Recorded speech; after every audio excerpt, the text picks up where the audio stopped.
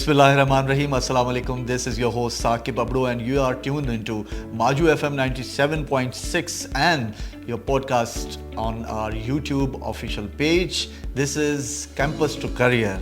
जी हाँ, एक ऐसा प्रोग्राम जिसमें हमारे स्टार्स, हमारे अलमनाई जो यहाँ से फारिगुल तहसील हैं, डिफरेंट प्रोग्राम्स में यहाँ से ग्रेजुएट हुए हैं, मोहम्मद अली जिन्ना यूनिवर्सिटी की प्रोडक्ट हैं।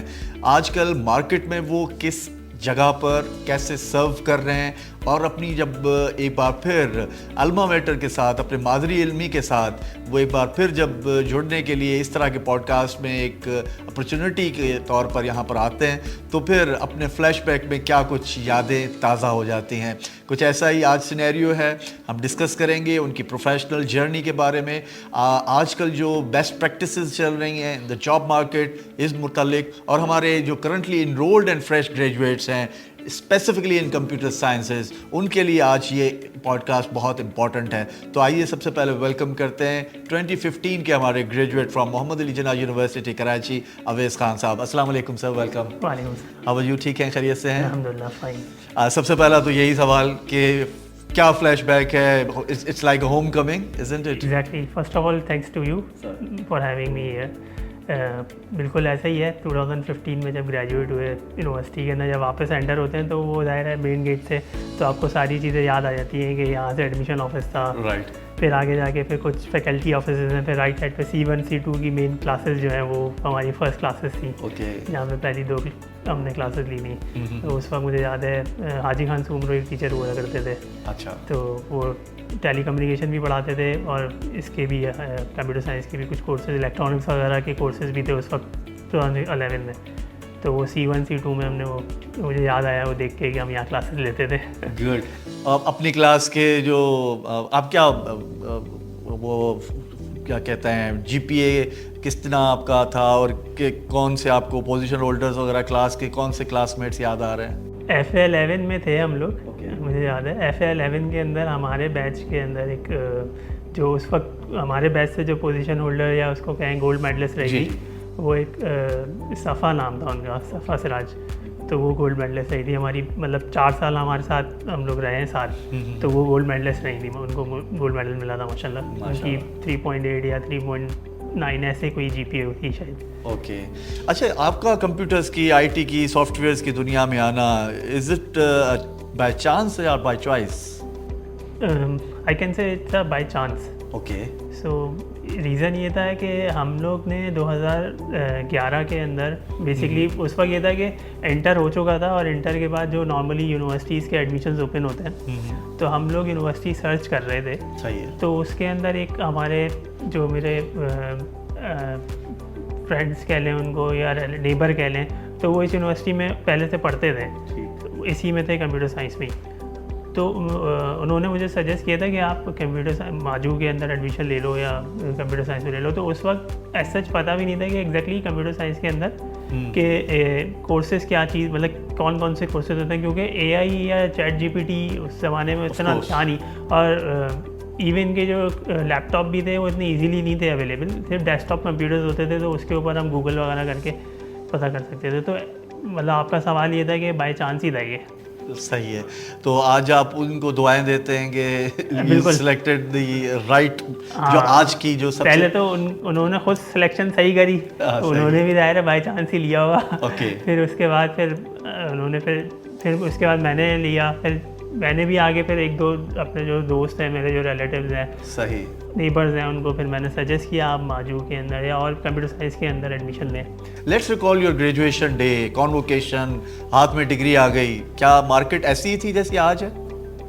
मार्केट बेसिकली उस टाइम के ऊपर, मतलब आप कह सकते हैं एरा जो है ना, वो हर एरा डिफरेंट होता है, ठीक है। तो वो एक एरा ऐसा था कि कंप्यूटर साइंस एक बूम पे था। आजकल जैसे आज भी बूम पर ही है, आजकल भी उसका हाइप है, राइजिंग एंड राइजिंग। उस वक्त भी राइजिंग पे था, यानी कि आप 6 महीने के बाद देखते थे कि एक बिल्कुल एक पैराडाइम शिफ्ट होता था, एक नई चीज़ मार्केट में खड़ी भी होती थी।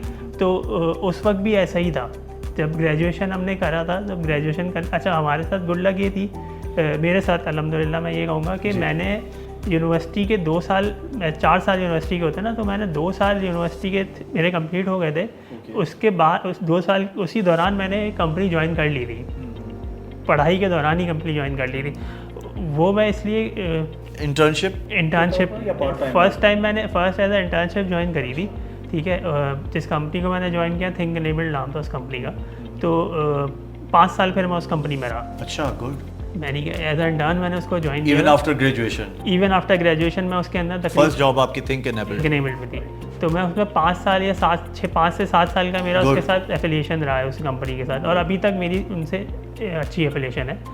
तो वो कंपनी मैंने ज्वाइन करी जब मैं 2 साल मेरे कंप्लीट हो गए। तो उस वक्त मैंने एनालाइज किया था कि हम लोग को पढ़ाई के साथ काम करना पड़ेगा। सही।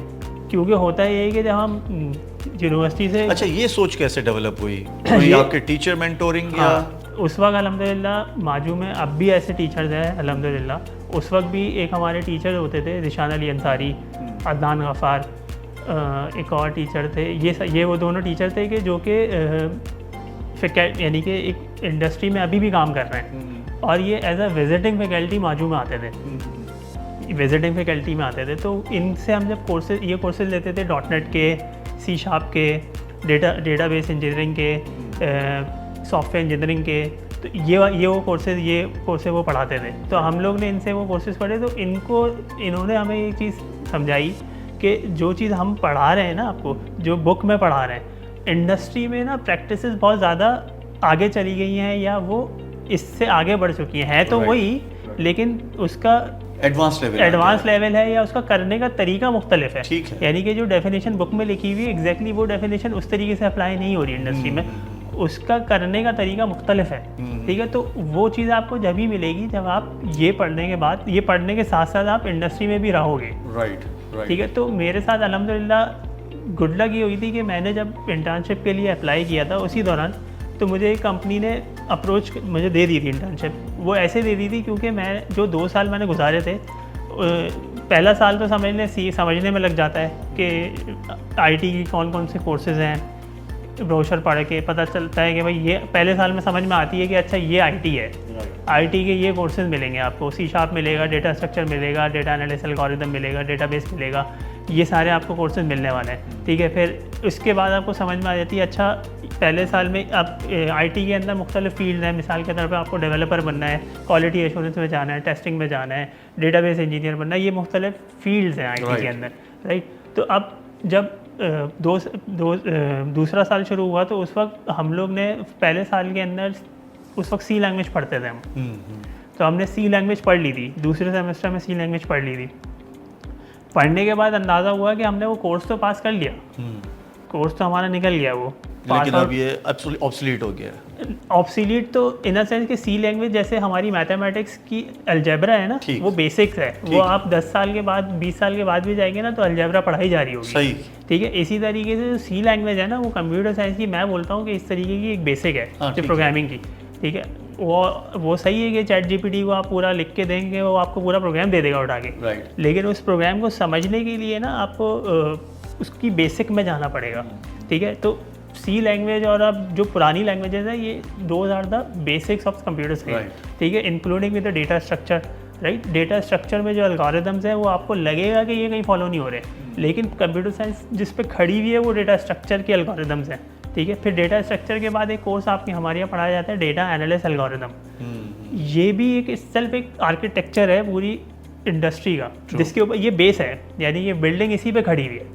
अब बिल्डिंग खड़ी होने के बाद ऊपर आप महल बना दें, राइट, ठीक है, लोग देखेंगे महल है, नीचे क्या खड़ा हुआ है, नीचे वही बेसिक C लैंग्वेज है, डेटा स्ट्रक्चर है, डेटा एनालिसिस एल्गोरिथम है। जितने भी बड़े साइंटिस्ट हैं आप उनकी डेटा स्ट्रक्चर देख लें, डेटा एनालिसिस एल्गोरिथम देख लें, ये उनकी बहुत स्ट्रॉन्ग रहती है, राइट। हमारे यहाँ हम लोग क्या करते हैं कि हम लोग शॉर्ट चीज़ पे पकड़ते हैं कि भाई अभी जैसे मिसाल के तौर पे अभी कौन सी लैंग्वेज मार्केट में इन चल रही है, जैसे React.js है, Next.js है, Angular.js है, ठीक है, ये फ्रंट एंड की लैंग्वेजेस है। हम बच्चा देखता है कि ये लैंग्वेजेस तो धूम चल रही है, इसी का नाम हर जगह आ रहा है, राइट, तो इनको पकड़ लो। इनको वो पकड़ के सीख भी लेता है, बेसिक समझ उसके जो फंडामेंटल्स हैं लैंग्वेज के वो सीख भी लेता है। अच्छा, इस वक्त आप पाकिस्तान की टॉप लीडिंग आईटी फर्म के साथ, सिस्टम्स लिमिटेड के साथ हैं। ये journey from think enable to फिर सिस्टम्स लिमिटेड तक पहुंचने की कैसे रही? ये ऐसे रही कि मेरा जब 2 साल थिंक इनेबल के अंदर इंटर्नशिप पीरियड ख़त्म हुआ तो वहीं पे मेरी जॉब स्टार्ट हो गई थी। तो वो मेरा ग्रेजुएशन भी हो गया और 4 साल मैंने वहाँ और जॉब करी। तो थिंक इनेबल्ड ने वहाँ पे एक मेरे टीचर ही कहता हूँ उनको, वो बॉस थे बेसिकली, वो आमिर भाई नाम था उनका, Aamir Ansari. So he is a one man show. अच्छा। वो बेसिकली माइक्रोसॉफ्ट के फुल ब्राइट स्टूडेंट भी रह चुके हैं, अमेरिका से स्कॉलरशिप करके वापस पाकिस्तान आए, यहाँ पे अपनी कंपनी रन कर रहे हैं। तो जब आप ब्रिलियंट और जीनियस जहन के साथ बैठ के काम करते हैं ना, तो आपको पता चलता है कि वेयर यू आर, आपकी स्टैंडिंग कहाँ पर है दुनिया और दुनिया कहाँ पर है। तो उन्होंने मुझे एक तरीके से ग्रिल किया, जैसे ग्रिल करते हैं ना बच्चे को, आप सिखाने के लिए हर चीज़ उसको ग्रिल करते हैं। तो इंटर्नशिप मेरी ऐसी थी कि समझ लें उन्होंने मुझे पूरा ग्रिल किया इस तरीके। अब इंटर्नशिप में एक चीज़ बहुत मैंने नोटिस करता हूँ कि बच्चे जैसे जाते हैं ना, अगर मेंटोर उनको कुछ कह रहा है, कुछ समझा रहा है, तो वो थोड़ा ईगो पे ले लेते हैं। अब यहाँ पे यही है कि आप अपनी ईगो को नीचे रखें। जैसे एग्जांपल है कि ये जो गिलास है ना, अगर इसके अंदर पानी भर सकता है, लेकिन अगर मैं इसको उल्टा कर दूंगा तो पानी नहीं भरेगा इसमें। ठीक है, इसी तरीके से मेंटोरशिप होती है। आप अपने मेंटोर की बात सुने, जो वो समझा रहे हैं या कह रहे हैं उनकी बात समझने की कोशिश करें। तो थिंक इनेबल्ड में 5 साल गुजरे। फिर उसके बाद मेरी एक कंपनी थी ट्रैफिक डिजिटल, उन्होंने मुझे अप्रोच किया। तो वहाँ पे मैं गया, वो दुबई बेस्ड कंपनी थी, वहाँ पे .NET पे काम होता था। मेरी जर्नी शुरू से .NEट पे रही है, अभी भी मैं .NEट के ऊपर ही एक्सपर्टीज है मेरी। .NEट कोर आ गया अब तो शुरू किया था उससे CS HTML वगैरह से। तो फिर ट्रैफिक डिजिटल में मैंने 4 साल गुजारे। जब मैं ट्रैफिक डिजिटल में था तो वहाँ पे मैंने CMS है एक साइट कोर, साइट कोर पे मैंने सर्टिफिकेशन करी थी। ये साइट कोर जो है वो .NET का ही CMS है। ठीक है, तो फिर इसी तरह से एक और CMS है ऑप्टिमाइजली, ये भी .NEट का CMS है। ये क्लोज सोर्स है सारे, साइट कोर भी क्लोज सोर्स है और ऑप्टिमाइजली भी क्लोज सोर्स है, ये ओपन सोर्स नहीं है। तो दुबई में बहुत सारी कंपनीज साइट कोर के ऊपर प्रोजेक्ट्स बनाती हैं, ऑप्टिमाइजली भी बनाती हैं। तो मैं उस वक्त दुबई बेस्ड प्रोजेक्ट था। एक सिस्टम्स के पास एक कंपनी थी, सिस्टम के पास एक कंपनी थी, अभी भी है, बिजली, जो इनका क्लाइंट है बेसिकली। तो वो उनके पास एक प्रोजेक्ट चल रहा है ऑप्टिमाइजली का। तो इनको रिक्वायरमेंट थी ऑप्टिमाइजली के प्रोजेक्ट के लिए की रिसोर्स की, क्योंकि मैं सर्टिफाइड हूँ उसके ऊपर। तो फिर उन्होंने मुझे रीच आउट किया, तो मैंने यहाँ ज्वाइन किया। और .NET तो मेरी एक्सपर्टीज़ है ही। राइट। तो और फिर वहाँ से फिर सिस्टम्स लिमिटेड। एग्जैक्टली, वहाँ से फिर मैं सिस्टम लिमिटेड में आया। अच्छा, अब हम चाहेंगे कि थोड़ा सा फोकस हो जाए हमारे जो इस वक्त करंटली इनरोल्ड स्टूडेंट्स हैं, ग्रेजुएट्स हैं, फ्रेश ग्रेजुएट्स हैं, वो हमसे ज़रूर इस प्रोग्राम के थ्रू आपसे मेंटोरशिप चाहेंगे। एक तो ये कि जिस जनरेशन की अब हम बात कर रहे हैं, वो जनरेशन थोड़ी सी ट्रिकी है। एक जो नए इनरोल्ड होने वाले बच्चे, उनका माइंडसेट जिनको हम जेन ज़ी के एक स्लॉट में रखते हैं, तो handling current situation, market, job market, internships, एक तो अपने ही माइंडसेट वाले ये बच्चे हैं, लेकिन ग्रो भी करना है। कितना मुश्किल है, कितना आसान है इनको डील करना, इनको ये समझाना कि इस वक्त क्या मार्केट चल रही है और क्या कुछ उनको करना चाहिए? मुश्किल इन द सेंस कि आप जिस टाइम पे जिस दौर में भी जाएंगे, बच्चों को समझाना मुश्किल ही होता है। वो इन द सेंस क्योंकि आपको उनके लेवल पे जाके सोचना पड़ता है, क्योंकि वो इटसेल्फ एक जीनियस माइंड होता है। हर बच्चा एक जीनियस माइंड है, मतलब वो कोई उसको आप ये नहीं, किसी भी यूनिवर्सिटी का होगा तो वो जीनियस माइंड ही कहलाएगा। उसको अपॉर्चुनिटी देने की बात होती है, अगर उसको अपॉर्चुनिटी मिलेगी वो एक्सेल करेगा।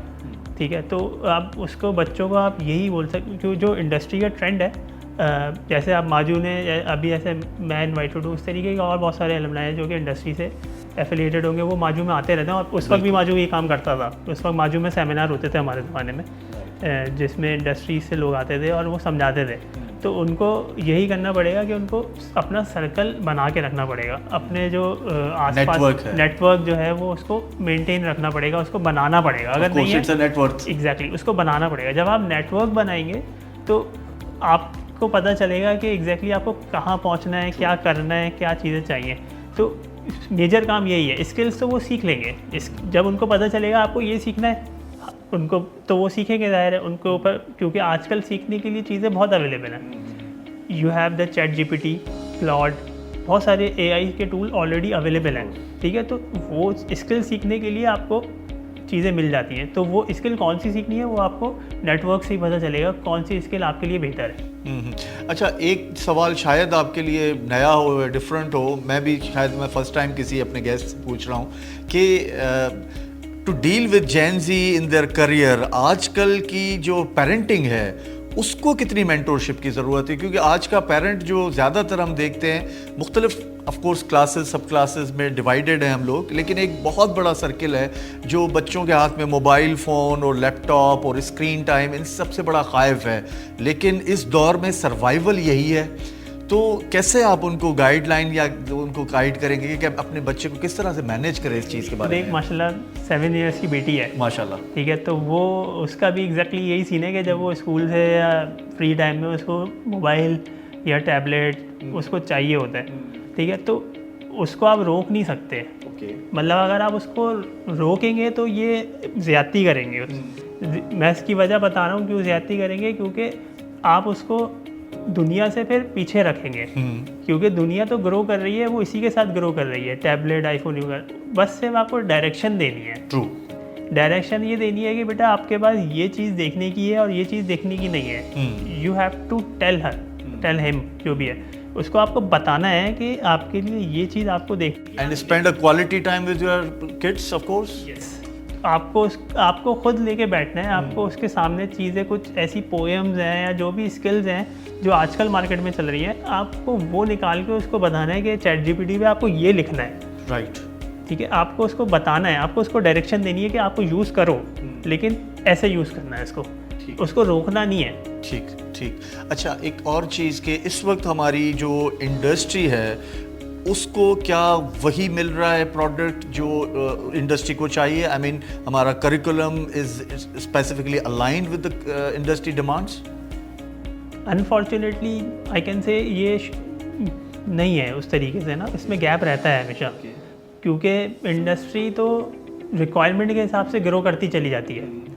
फॉर एग्जांपल कि अगर इंडस्ट्री के पास क्लाइंट आ रहा है और क्लाइंट किसी मुश्किल में फंसा हुआ है, तो इंडस्ट्री तो उसकी मुश्किल को सॉल्व करने के लिए बहुत सारे वे आउट निकालती है और उस तक पहुंच जाती है इसको सॉल्व, तो इसलिए वो ग्रो करती चली जाती है। पाकिस्तान में ये शायद मैंने देखा है इस तरीके का सीन है, जबकि ओवरऑल दुनिया में होता है कि जो एकेडमिक से प्रोजेक्ट्स उठ के आते हैं वो दुनिया के वो जाके इंडस्ट्री का स्टैंडर्ड बनते हैं। जैसे मिसाल के तौर पे फेसबुक है, गूगल है, ये सब एकेडमिक के प्रोजेक्ट्स थे, बाद में जाके ये फिर इंडस्ट्री स्टैंडर्ड बन गए, ठीक है। तो अब पाकिस्तान में या हमारे यहाँ जो इंडस्ट्री सिस्टम लिमिटेड है या और भी दूसरी कंपनीज हैं, उसके अंदर होता है कि जब ग्रेजुएट कोई होता है बच्चा, तो अब जो स्किल सेट मार्केट को रिक्वायर्ड है, फॉर एग्जांपल कि आज अगर हम यहाँ पे .NET, C# JS पढ़ा रहे हैं, एग्जांपल दे रहा हूँ, ठीक है। तो अब इंडस्ट्री हो सकता है कि इसके आगे स्ट्रक्चर पे चली गई है, हेडलेस आर्किटेक्चर पे चली गई है, जहाँ पे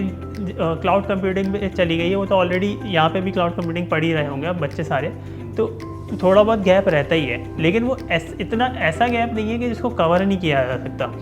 वो इंडस्ट्री के से अगर आप कम्युनिकेट रहेंगे, इंडस्ट्री से इन टच रहेंगे, तो आपको पता चलता रहेगा कि हमें कहाँ पहुँचना है। राइट। अब एक general question for all of the students across Pakistan, across Sindh, आप देखते हैं कि प्राइम मिनिस्टर इनिशिएटिव प्रोग्राम भी चल रहा है जो डिफरेंट फ्री कोर्सेज ऑफर कर रहा है कंप्यूटर्स के, CM सिंध प्रोग्राम भी चल रहा है, CM पंजाब प्रोग्राम, बहुत सारे प्रोग्राम्स हैं। हमारे स्टूडेंट्स छोटे छोटे गाँव और शहरों में भी जो हैं वो लैपटॉप लेकर ये 2-2, 3-3 महीने कोर्सेज कर रहे हैं। एक टिप उन स्टूडेंट्स के लिए कि ये जो कोर्सेज वो कर रहे हैं उनके अपने शहरों में सिस्टम लिमिटेड जैसे या कोई और इदारे या कंपनी सॉफ्टवेयर हाउसेस मौजूद नहीं हैं, लेकिन अब स्किल उनके पास आ गई है, what to do what not to do, क्या उनकी हंटिंग क्राइटेरिया और स्किल्स को कहाँ यूटिलाइज करें? जो भी स्किल्स उन्होंने एक्वायर की है ना, इसके लिए अभी हम लोग डिस्कशन भी कर रहे थे, इसमें हमें सबको यही बोलता हूँ कि आप अपना प्रोफाइल मेंटेन रखो। LinkedIn is one of the source, ठीक है। आप उसके ऊपर अपना प्रोफाइल मेंटेन रखें। आपने जो भी स्किल रिक्वायर किए हैं, जो भी काम किया, आप उसके ऊपर ईच एंड एवरीथिंग उसको अपडेट रखें। जब आपका नेटवर्क बिल्ड होगा तो लिंक्डइन के ऊपर ही अक्सर ऐसा होता है कि आपके पास अपॉर्चुनिटीज़ निकल आती हैं और कंपनी आपको खुद रीच आउट कर लेती है। उसके लिंक्डइन पे ही आपको मिल जाता है कि हाँ कौन सी कंपनी के अंदर कौन सी जॉब ओपनिंग है, कौन सी किस इंटर्नशिप, कौन सी अपॉर्चुनिटी ओपनिंग है, तो वहाँ से आपको बहुत सारी चीज़ें मिल जाती हैं। तो फर्स्ट ये कि प्रोफाइल मेंटेन रखें। सेकंड ये है कि जो भी आप स्किल्स ले रहे हैं उसको आप एक रिपोजिटरी के ऊपर मेंटेन रखें। फॉर एग्जांपल कि आपने .NET की स्किल ली है, ठीक है, तो .NEट पे आपने जो भी प्रोजेक्ट्स बनाए, जो भी कोड बनाए, उसको आप रिपोजिटरी के ऊपर पुश कर दें, ठीक है, और उस रिपोजिटरी का लिंक भी अपने प्रोफाइल में अटैच कर दें। तो उससे ये होगा कि आप मिसाल के तौर पर 4 साल के बाद जब ग्रेजुएट होंगे या तो आपके पास पूरी एक लिस्ट होगी जिन प्रोजेक्ट के ऊपर आपने काम किया हुआ होगा और एक रिपोजिटरी मेंटेन होगी, तो वो आप कहीं पे भी शेयर। और इसमें जॉब हंटिंग में इसमें बहुत इजी आपको जॉब के लिए मिल जाएगी, जॉब मतलब आसानी हो जाएगी। अच्छा, एक हम अपने प्रोग्राम में सेगमेंट रखते हैं डबल चेक। तो डबल चेक का बेसिकली मकसद ये है कि आपके मोबाइल फ़ोन्स पर, आपके ईमेल्स पर पॉपअप होने वाली तमाम इंफॉर्मेशन ऐसी नहीं होती कि उसको बग़ैर तहकीक और तस्दीक के आप फॉरवर्ड कर दें। यू शुड डबल चेक कि ये इंफॉर्मेशन गलत है या सही है। डबल चेक के सेगमेंट में आपसे आज ये सवाल है कि क्या समझते हैं आपके मोबाइल फ़ोन पर पॉपअप करने वाली तमाम वो जो मैसेजेस, ईमेल्स ऐसी आती हैं कि फ़लाँ जगह हायरिंग हो रही है और फ़लाँ जगह ये अपॉर्चुनिटी मौजूद है, मिलियंस एंड डॉलर्स में फ़लाँ बंदे ने इतना कमा लिया, is it a fake, is it a real story? ये दुनिया इतनी वाकई अमेजिंग है कि लाखों रुपए जो है या लाखों डॉलर्स बच्चे कमा रहे हैं महीने में? शॉर्टकट नहीं है दुनिया में कुछ भी। सही है, ये बात मैंने एक शुरू में जब इंटर्नशिप कर रहा था या मेरे 5 साल भी गुजर गए थे, उस वक्त मैं एक चीज़ नोट करता था कि मुझे 3 साल हुए जॉब करते हुए या 4 साल हो गए, ठीक है, तो अब मैं इर्द गिर्द सराउंडिंग में देखता था कि किसी ने अगर आईफोन ख़रीद लिया है, तो मैं उसको ये देखता था कि यार मैंने तो 4 साल लगा दिए हैं, मेरे पास तो अभी तक आईफोन नहीं आ सका, इसके बाद आईफोन कहाँ से आ गया, ये ऐसा क्या कर रहा है, मैं एक्सप्लोर करना शुरू करूँगा, मैं देखता हूँ कि ये क्या कर रहा है। तो आप ये मत देखो कि सामने वाले के पास क्या चीज़ें आ रही हैं, आप अपनी ग्रोथ के ऊपर फोकस रखो, ठीक है। Don't go for the iPhone और द लग्जरीज, ये आपको मिल ही जाएंगी। आप अपनी जो ड्यू प्रोसेस है उसको कंप्लीट कर लो पहले। मिसाल के तौर पे आपका पहला काम क्या है, आपको ग्रेजुएशन कंप्लीट करना है 4 साल का, आप पहले वो कंप्लीट कर लो, ठीक है, आप इर्द गिर्द मत जाओ। उसमें क्या होता है, आपका जहन बढ़ जाता है। फॉर एग्जांपल 2 साल के बाद आपका एक दोस्त होगा जो एक गाड़ी में आ रहा होगा, तो वो आपको बोलेगा तुम एक काम करो, पार्ट टाइम मेरे पास आ जाओ, मैं एक जगह जाता हूँ कॉल सेंटर में, तुम मेरे पास जॉब कर लो आके, या जिस जगह पे मैं बैठता हूँ आप तुम्हें महीने के 50,000 रुपये मिल जाएंगे। तो वो उस 50,000 रुपये को देख रहा है, लेकिन उसके आगे जो 2 साल वो अपने ज़ाया कर रहा है ना, वो लॉन्ग टर्म गोल को नहीं देख रहा, उस 50,000 रुपये के पीछे वो 50 लाख को छोड़ रहा है, ठीक है। तो ये छोटी चीज़ की वजह से एक बड़ी चीज़ को ना छोड़ें, पहले अपना ग्रेजुएशन कंप्लीट कर लें, ठीक है, चाहे जैसे भी हालात हो। मुझे पता है कि स्टूडेंट्स के हालात मुश्किल ही होते हैं, लेकिन रेलेवेंट फील्ड का एक्सपोजर ज़रूर लेते रहें ना। रेलेवेंट फील्ड का एक्सपोजर लेते रहें, मतलब जॉब ऐसी करें जहाँ आप अलाइंड हो, ठीक है। कॉल सेंटर की जॉब करना या ये, इससे क्या होता है, मैंने अक्सर नोटिस किया है कि बहुत सारे बच्चे ऑफ ट्रैक हो जाते हैं। सही है। 2 साल 3 साल के बाद वो फिर उनसे ग्रेजुएशन कंप्लीट करना उनके लिए मुश्किल हो जाता है, ठीक है। अक्सर यूनिवर्सिटीज़ है, मैं उनका नाम नहीं ले रहा, आप देखेंगे 100 बच्चों ने फर्स्ट सेमेस्टर में एडमिशन लिया है। सही है। एक 2000 मिसाल दे रहा हूँ, 2011 में आप देखेंगे 2015 के अंदर आप फिर कंपेयर कर लिया कि वो कितने बच्चे हैं, उनमें से जिन्होंने एडमिशन लिया था वही ग्रेजुएट होके निकले, उनमें से मुश्किल से 30 ग्रेजुएट होंगे, 50 अभी भी उसी यूनिवर्सिटी में ही होंगे जो उसके बाद 1-2 साल के बाद ग्रेजुएट होंगे। ठीक है, मैं इशारा समझ गया। अच्छा, अब विद दी फाइनल नोट और वाइंड अप करते हुए आखिरी और सबसे इम्पॉर्टेंट क्वेश्चन हमारे तमाम अलमनाई को एड्रेस करते हुए, how do you see a role of an alumni? It's not just Pakistan, it's just not Karachi, it's just not Maju, it's everywhere, it's a global thing now कि alumni is या must be connected with their alma mater। क्या role देखते हैं और कैसा आप अपना as Awais Khan MAJU alumni कैसा अपना रोल देखते हैं to serve back to your alma mater?